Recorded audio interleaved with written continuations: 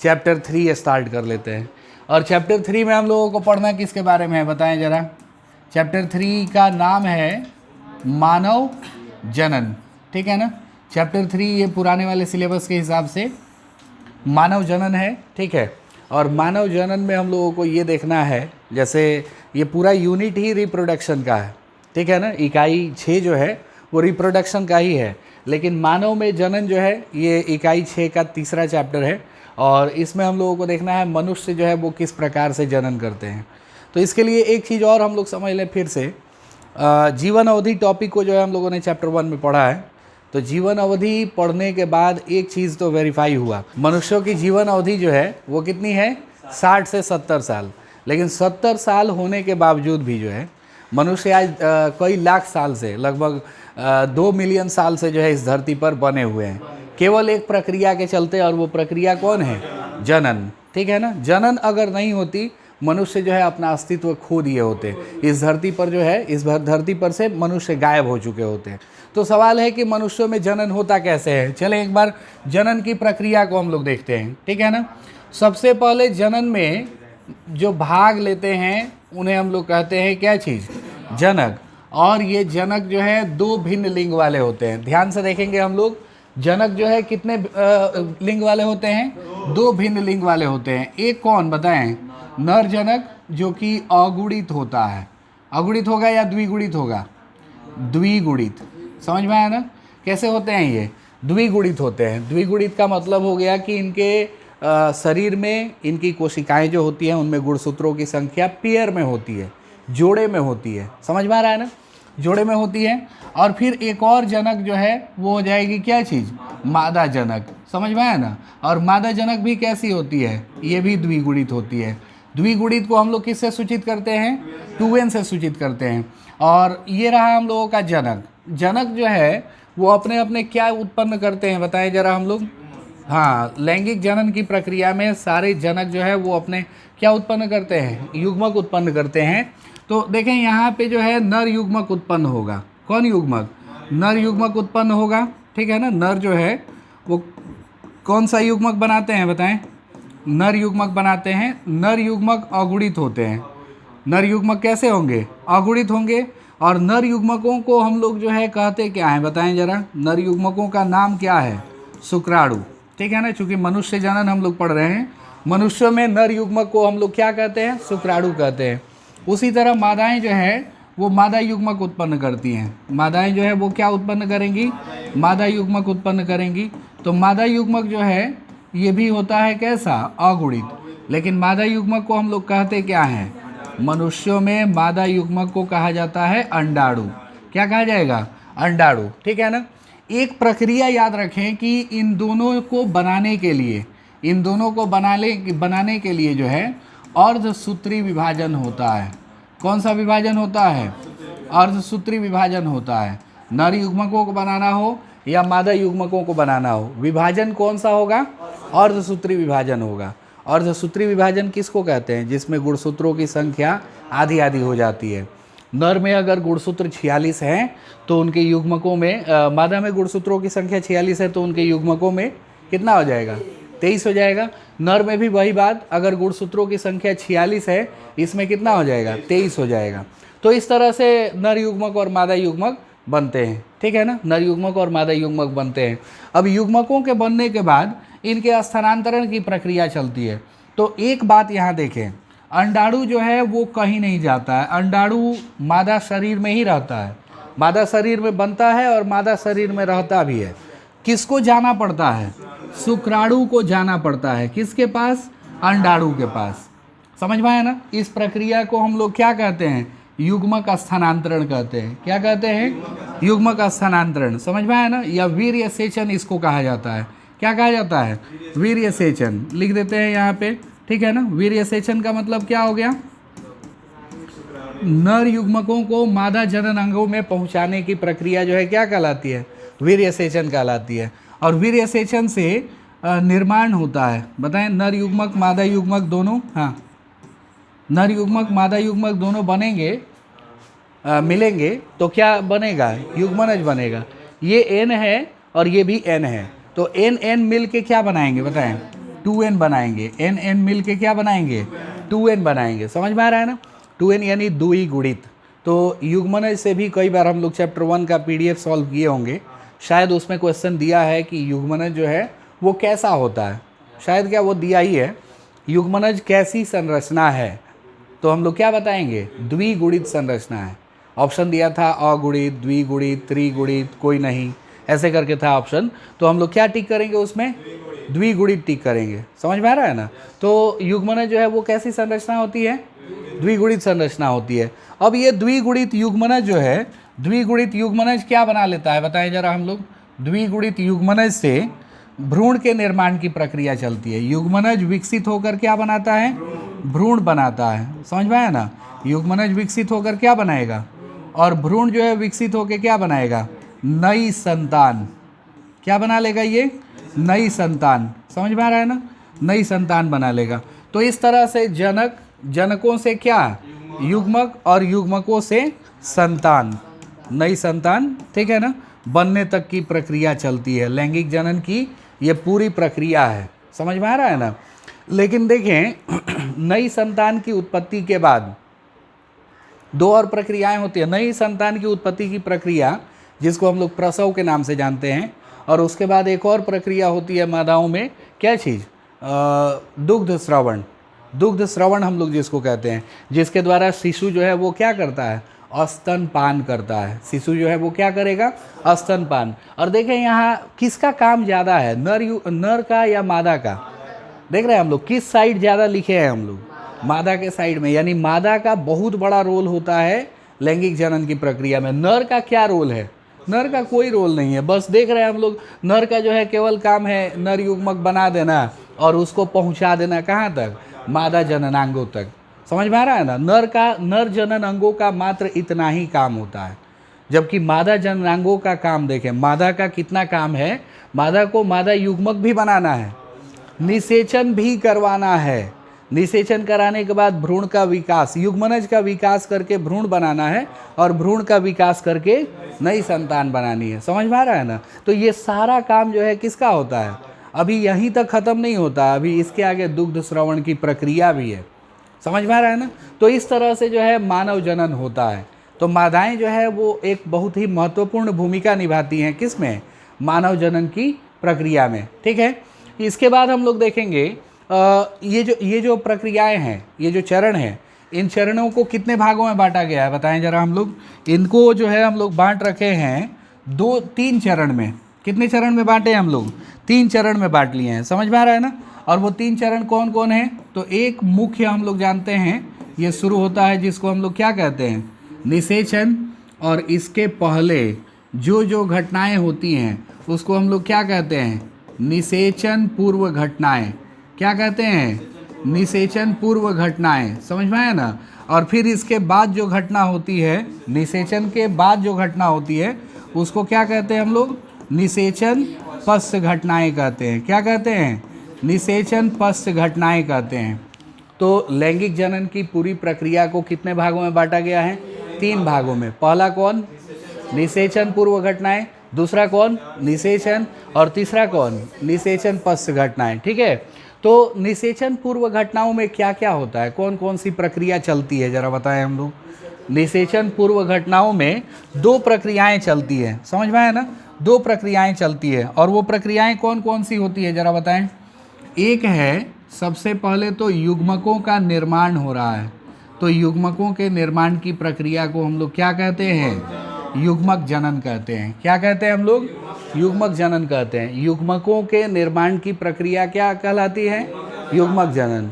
अब सवाल है कि नर युग्मकों के निर्माण की प्रक्रिया, तो नर युग्मकों के निर्माण की प्रक्रिया को शुक्राणु जनन कहते हैं, और मादा युग्मकों के निर्माण की प्रक्रिया को अंडाणु जनन कहते हैं। याद रहेगा ना, शुक्राणु जनन और अंडाणु जनन। ठीक है ना। शुक्राणु जनन किसको कहेंगे, नर युग्मकों के निर्माण की प्रक्रिया, और वहीं मादा युग्मकों के निर्माण की प्रक्रिया क्या कहलाएगी, अंडाणु जनन कहलाएगी। तो इस तरह से युग्मक जनन होता है। उसके बाद हम लोग देख रहे हैं ये एक प्रक्रिया हो रही है जिसको हम लोग युग्मक स्थानांतरण के नाम से जानते हैं। किस नाम से जानते हैं, युग्मक स्थानांतरण। तो ये दूसरी प्रक्रिया है। ठीक है ना, किसकी बताएं, निषेचन पूर्व घटनाओं की। निषेचन पूर्व घटनाओं में कितनी प्रक्रियाएं होती हैं? 2 प्रक्रियाएं होती हैं। कौन कौन? एक युग्मक जनन और एक युग्मक स्थानांतरण। युग्मक स्थानांतरण मतलब क्या चीज? वीर्य सेचन, अर्थात नर युग्मकों को मादा जननांगों में पहुंचाने की प्रक्रिया, ठीक है ना। और फिर उसके बाद जो है निषेचन होता है। तो निषेचन की प्रक्रिया नर में होती है या मादा में होती है? मादा में होती है, मादा जननांगों में होती है। समझ में आ रहा है ना। तो ये पूरी प्रक्रिया हो गई। इसके बाद जो है पूछा जाए कि बताइए भ्रूण कैसा होता है, भ्रूण कैसी संरचना है, तो हम लोग क्या बताएंगे? द्विगुणित। जबकि नई संतान जो है ये भी कैसी संरचना है? हम लोगों का लाइफ ज़्यादातर टाइम जो है वो किस अवस्था में बीतता है? द्विगुणित, द्विगुणित, द्विगुणित, द्विगुणित। देख रहे हैं, एक बार अगुणित हुए हैं हम लोग, सिर्फ युग्मक जब हमारे बने हैं। तो ये पूरी प्रक्रिया में 1 सप्ताह लगता है। कितना लगता है समय? 1 सप्ताह समय लगता है। 1 सप्ताह में जो है ये दोनों युग्मक मिल के और क्या बना देते हैं? युग्मनज बना देते हैं। युग्मनज बन जाता है और युग्मनज बनने के बाद जो है उसका अंतररोपण भी हो जाता है। समझ में आ रहा है ना। अंतररोपण एक तरह से देखा जाए तो पूरे लैंगिक जनन की प्रक्रिया में जो जो घटनाएं हो रही हैं उनका नाम अभी हम लोग लिखेंगे सबको, ठीक है ना। जैसे निषेचन पूर्व में कितना कितना काम हो गया? युग्मक जनन और युग्मक स्थानांतरण, ठीक है। इसके बाद जो है कौन है बताएं?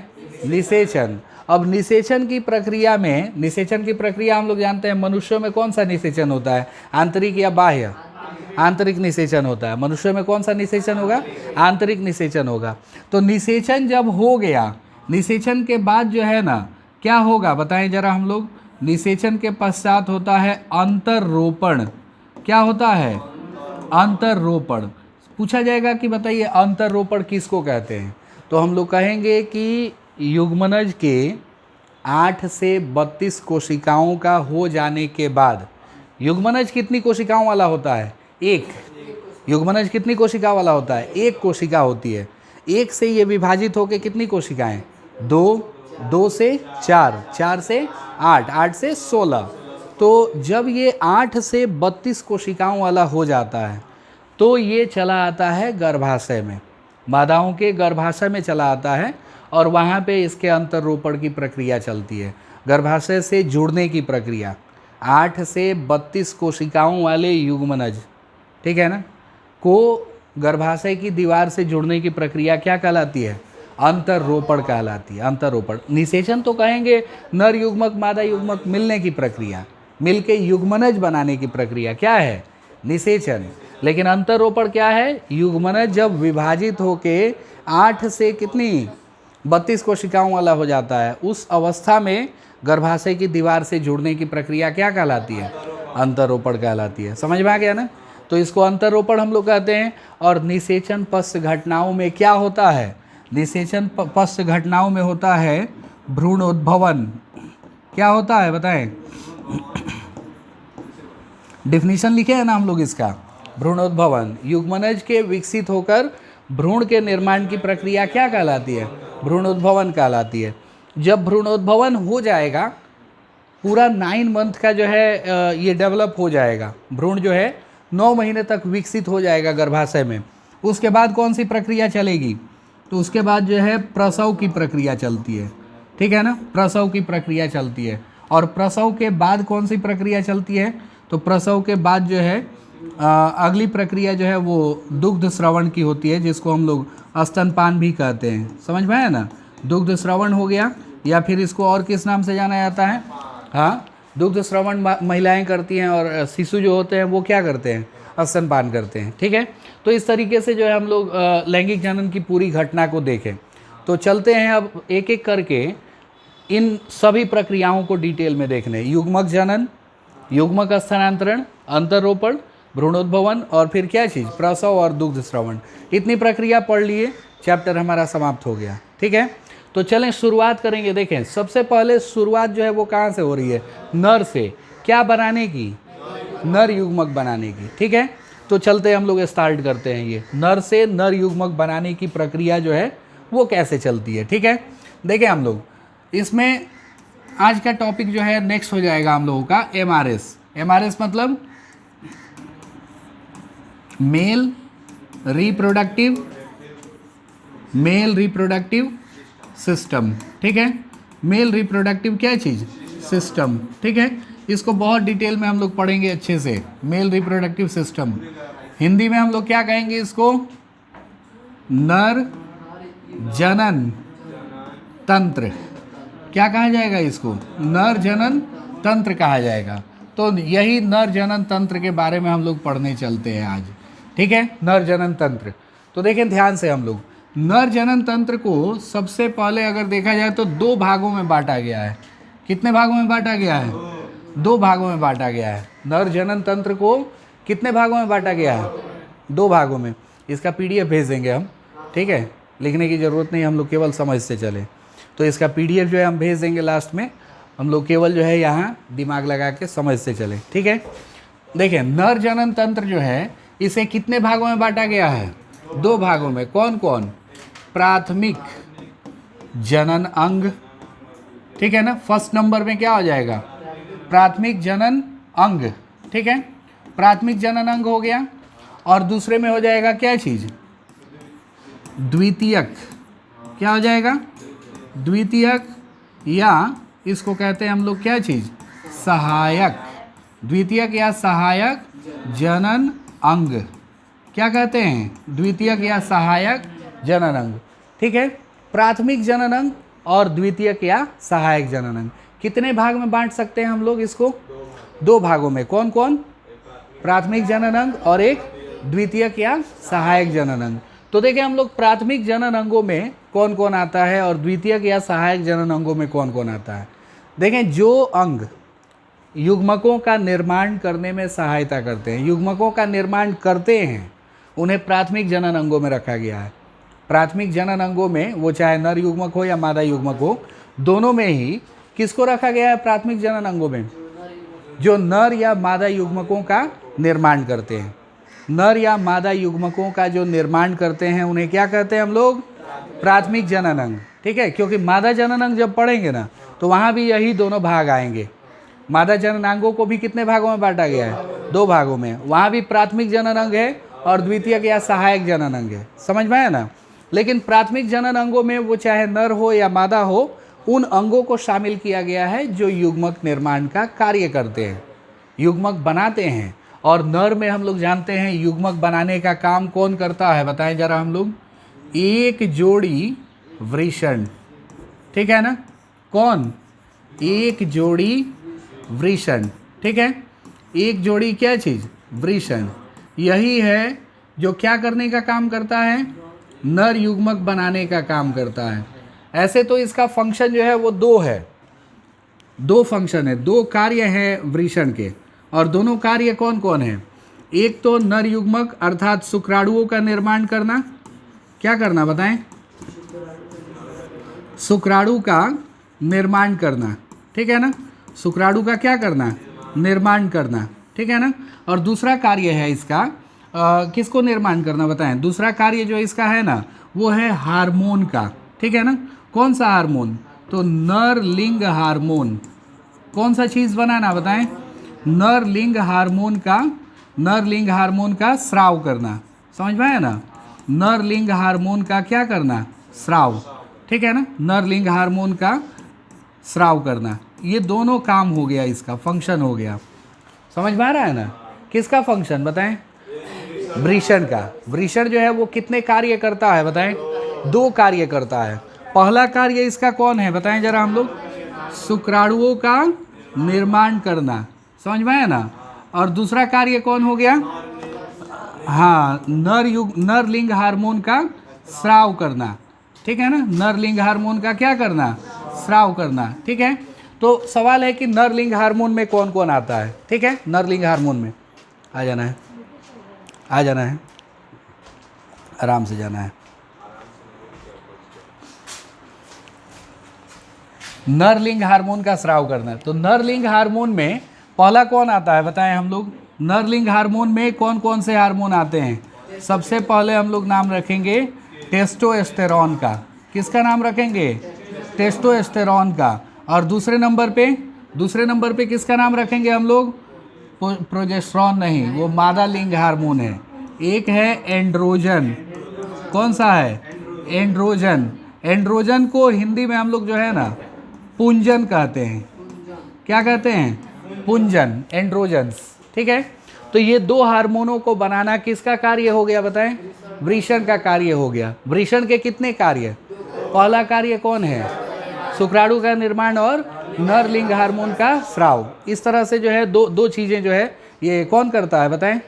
वृषण करता है। समझ में आया ना? वृषण करता है।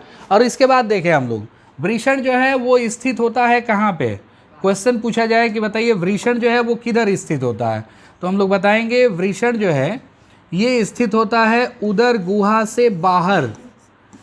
उदर गुहा से क्या चीज़? बाहर। समझ में आया ना? वृषण कोष में, उदर गुहा से बाहर वृषण कोष में। समझ में आया ना? वृषण कोष, जिसको अंग्रेजी में हम लोग क्या कहते हैं? एस्क्रोटम कहते हैं। एस्क्रोटम में स्थित होता है। समझ में आया ना? वृषण जो है वो किधर स्थित होता है बताएं? वृषण किधर स्थित होता है? उदर गुहा किसको बोलते हैं? हमारे शरीर में दो गुहा है, एक पेट जिसको उदर गुहा कहते हैं, एक छाती जिसको वक्ष गुहा कहते हैं। समझ में आया ना? कितनी गुहा है हमारे शरीर में? दो, एक वक्ष गुहा और एक और कौन? उदर गुहा। तो वक्ष गुहा किसको कहेंगे? छाती को, और उदर गुहा पेट को। दो गुहा होती है। तो अक्सर जो है जितने अंग हैं हमारे वो सब इन्हीं दोनों गुहा में स्थित होते हैं। फेफड़े हो गए, किडनी हो गया, हार्ट हो गया, और क्या चीज़, छोटी आंत हो गई। ठीक है ना? ये जितने भी अंग होते हैं सब इसी दोनों गुहा में स्थित होते हैं। लेकिन एक वृषण है जो कि 6वें महीने की अवस्था में जब हम लोग होते हैं, जब भ्रूणीय परिवर्धन चल रहा होता है, 9 महीने का जो टाइम है, ठीक है ना, उसमें जब 6 महीने के आसपास वाला पूरा होता है टाइम, तो तब तक वो उदर गुहा में ही रहता है। इसका निर्माण उदर गुहा में ही होता है। लेकिन जैसे ही 7वें महीने के हम लोग 7वें महीने की शुरुआत होगी, तो 7वें महीने की शुरुआत में ये उदर गुहा से निकल के आ जाता है किस में? उदर गुहा से निकल के ये चला आता है वृषण कोष में, एस्क्रोटम में चला आता है। ठीक है ना? और एस्क्रोटम जो है क्या है? एस्क्रोटम जो है एक पेशीय थैली है। क्या है ये? पेशीय थैली। अब सवाल है कि उदर गुहा में ही क्यों नहीं रह जाता है? वृषण जो है उदर गुहा में ही क्यों नहीं रह जाता है? इसको एस्क्रोटम में आने की क्या ज़रूरत है? तो ये एक इम्पॉर्टेंट क्वेश्चन है, बहुत इंपॉर्टेंट क्वेश्चन है। इसको हम लोग याद कर लेंगे।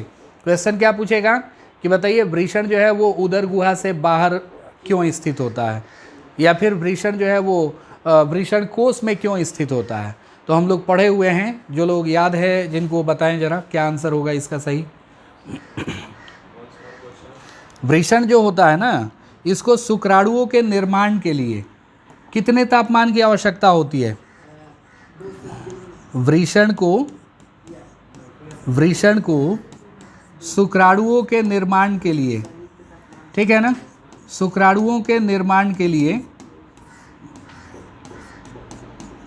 शुक्राणुओं के क्या चीज़?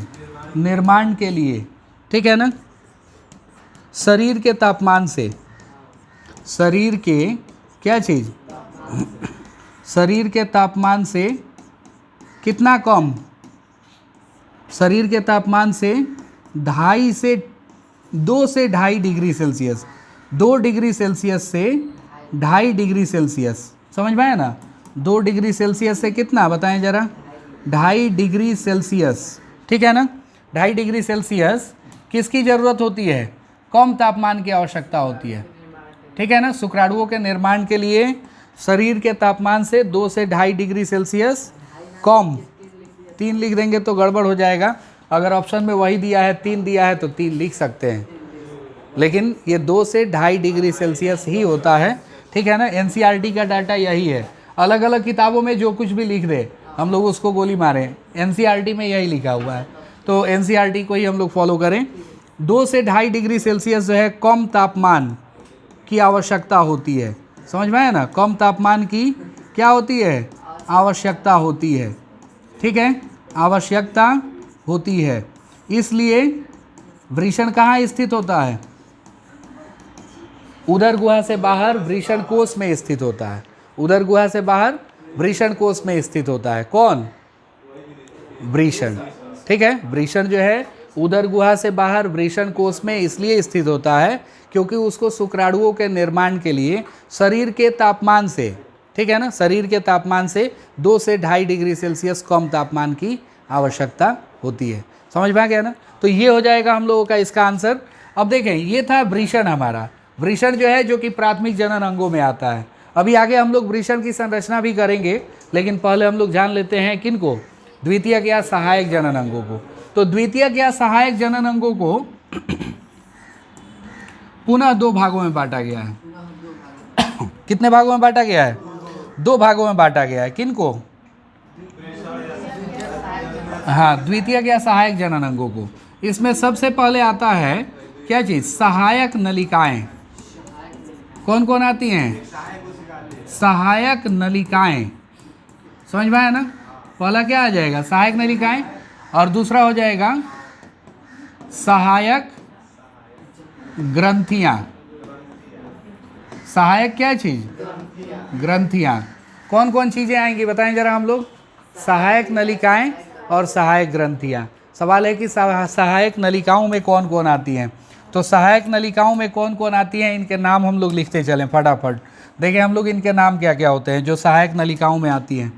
सबसे पहले इसमें हो जाएगा क्या चीज़? रेटे टेस्टिस। क्या होगा? रेटे टेस्टिस। क्या बोलेंगे हम लोग इसको? रेटे टेस्टिस। और रेटे टेस्टिस को हम लोग कहते हैं वृषणीय जालिकाएं। क्या कहते हैं? वृषणीय जालिकाएं। क्या कहा जाएगा? वृषणीय जालिकाएं। समझ में आया ना? वृषणीय जालिकाएं ये सबसे पहले आ जाती हैं सहायक नलिकाओं में, पहले नंबर पे। दूसरे नंबर पे कौन आएगा? दूसरे नंबर पे आ जाएगा शुक्र अपवाहिका। कौन आ जाएगा बताएं? शुक्र अपवाहिका। ठीक है ना? ध्यान से देखें इसको, शुक्र अपवाहिका। ठीक है ना? शुक्र अपवाहिका के बाद जो है कौन आएगा बताएं जरा हम लोग? शुक्र अपवाहिका के बाद अधिवृषण। कौन आएगा? अधिवृषण, एपिडिडाइमिस। ठीक है? एपिडिडाइमिस इसको कहते हैं वासा एफ्रेंसिया। और फिर जो है अधिवृषण के बाद आ जाएगा कौन सा बताएं? शुक्रवाहिनी। कौन आएगा? शुक्रवाहिनी। और शुक्रवाहिनी के बाद जो है अगले नंबर पे आ जाएगा हम लोगों का क्या चीज़? अगले नंबर पे आ जाएगा मूत्र मार्ग। ठीक है ना? क्या आ जाएगा? यूरेथ्रा जिसको हम लोग कहते हैं। तो ध्यान रखें हम लोग, इसमें अलग अलग नलिकाओं की संख्या अलग अलग होती है। जैसे अब अगर हम लोग जो है इसकी बात करें रेटे टेस्टिस की, तो ये 10 से कितना होता है? 15। 10 से कितना होता है बताएं जरा? 15 होता है। 10 से कितना हो जाएगा? 15। अगर हम लोग शुक्र अपवाहिका की बात करें तो शुक्र अपवाहिकाएं जो है इनकी भी संख्या कितनी होती है? 2 होती है। ठीक है? अधिवृषण कितने होते हैं? 2। शुक्रवाहिनी 2। मूत्रमार्ग कितना? 1 होता है। तो इन सभी को सहायक नलिकाएं कहते हैं। नलिकाएं मतलब क्या? पाइप, नॉर्मल जो ढोने का काम करता है किसी भी चीज़ को। इसलिए इनको हम लोग किस में कहते हैं? सहायक जनन अंग में रखा गया है। किस में रखा गया है? सहायक जनन अंग में रखा गया है। उसके बाद देखा जाए तो सहायक ग्रंथियों में कौन कौन सी चीज़ें आती हैं? तो सबसे पहला जो है ग्रंथि आ जाएगा, सबसे पहला और सबसे मुख्य शुक्राशय। क्या आता है? शुक्राशय, जिसको सेमिनल वेसिकल कहा जाता है। क्या कहा जाएगा इसको? Seminal vesicle. क्या कहा जाएगा? सेमिनल वेसिकल कहा जाएगा। ये सबसे पहली ग्रंथि है। समझ में आ रहा है ना? इसके बाद दूसरी ग्रंथि शुरू होगी। दूसरी ग्रंथि जिसको हम लोग क्या कहते हैं? पुरस्थ। क्या कहते हैं? पुरस्थ ग्रंथि कहते हैं। क्या कहते हैं? पुरस्थ ग्रंथि। इसको इंग्लिश में क्या कहा जाता है? Prostate gland. ये दोनों नाम हम लोगों को याद रखना होता है, इसलिए दोनों नाम लिखना जरूरी है। Prostate gland. सेमिनल वेसिकल की संख्या कितनी होती है? और पुरस्थ ग्रंथि की संख्या? और फिर जो है तीसरा ग्रंथि, तीसरे ग्रंथि का नाम है काउपर। काउपर ग्रंथि। क्या कहते हैं इसको? काउपर। या फिर इसका दूसरा नाम भी है कंद मूत्र पथ ग्रंथि। क्या कहते हैं? कंद मूत्र पथ ग्रंथि। Bulbo urethral gland. क्या कहेंगे? Bulbo urethral. ठीक है ना?